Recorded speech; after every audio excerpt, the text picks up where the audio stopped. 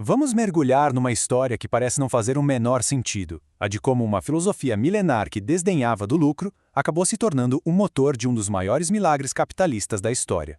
Pois é, essa é a grande questão, o paradoxo central que vamos desvendar. Uma contradição que deixou sociólogos e economistas coçando a cabeça por décadas e que revela muito sobre como cultura e economia dançam juntas de maneiras que a gente nem imagina. O nosso roteiro aqui é bem direto. A gente começa com uma teoria clássica bem famosa, depois vê como a realidade simplesmente atropelou essa teoria e, por fim, a gente chega a uma nova forma de entender como valores antigos podem ganhar uma vida completamente nova.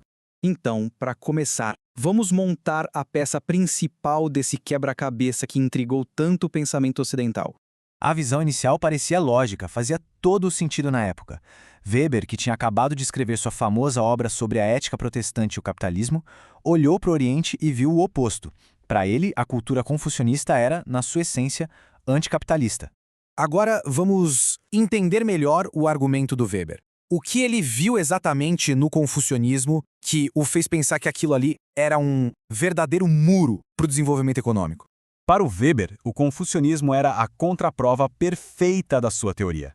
Se o protestantismo tinha sido o combustível que fez a máquina capitalista ocidental funcionar, o confucionismo parecia ser água na fogueira, apagando qualquer chama de ambição material. E essa frase do próprio Confúcio resume perfeitamente o problema que Weber enxergava. Era uma condenação direta da busca pelo lucro. O ideal era o aperfeiçoamento pessoal, a harmonia social e não a acumulação de riqueza por si só. Então, o ponto central é este. Toda a estrutura moral e social parecia desenhada para a estabilidade, para a harmonia, não para a ruptura, para a bagunça criativa que o capitalismo exige. O poder vinha de passar em exames para ser um funcionário público, não de ser um empresário de sucesso.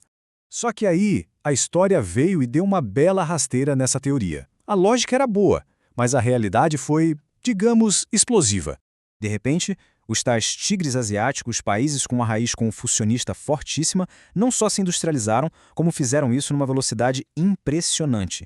Eles viraram o próprio símbolo do desenvolvimento capitalista acelerado. E aí a conta simplesmente não fechava com a tese de Weber. Como é que uma cultura que, em teoria, era um freio para o capitalismo, de repente virou um acelerador?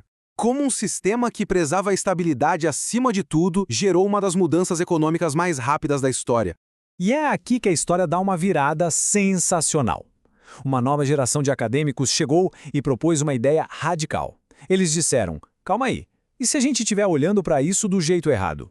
A grande sacada foi perceber que a cultura não é uma camisa de força, algo estático. É mais como uma caixa de ferramentas. Os valores confucionistas não foram jogados fora. Eles foram reaproveitados, usados de uma maneira nova para construir algo completamente diferente. E olha só que fascinante como isso funcionou. O respeito pela hierarquia virou disciplina e lealdade na fábrica. A ênfase na educação formou uma mão de obra super qualificada. O coletivismo virou união dentro da empresa.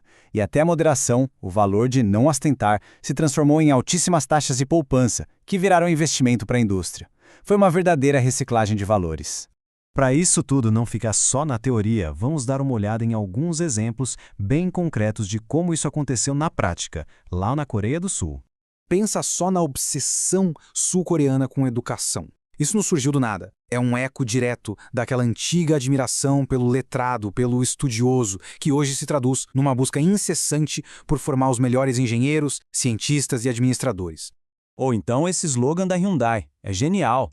A ideia de que o sucesso pessoal está amarrado ao sucesso da nação é puro suco de coletivismo confucionista aplicado diretamente à lógica de uma grande corporação. Trabalhar na Hyundai era trabalhar pela Coreia. E essa história dos sapatos do fundador da Hyundai é fantástica. Um bilionário usando sapatos velhos para mostrar moderação. Isso é um sinal poderoso que ressoa com a ideia de que o líder precisa dar o exemplo, precisa ser virtuoso e não apenas rico. Ele ganha legitimidade através desses atos. No fim das contas, o que toda essa história nos mostra é que a gente precisa ter muito, mas muito cuidado com rótulos fáceis e estereótipos. A gente sai de uma visão antiga, que via o Oriente como algo exótico e parado no tempo, e passa a entender que a cultura é, na verdade, super dinâmica. Os mesmos valores podem gerar resultados completamente diferentes dependendo do contexto histórico. Essa frase do filósofo Hegel é um exemplo perfeito desse pensamento antigo, né? A ideia de que a história tem um sentido único, com a Europa no topo. O século XX e o sucesso do leste asiático mostraram que a história, na verdade, tem vários caminhos e eles se cruzam o tempo todo.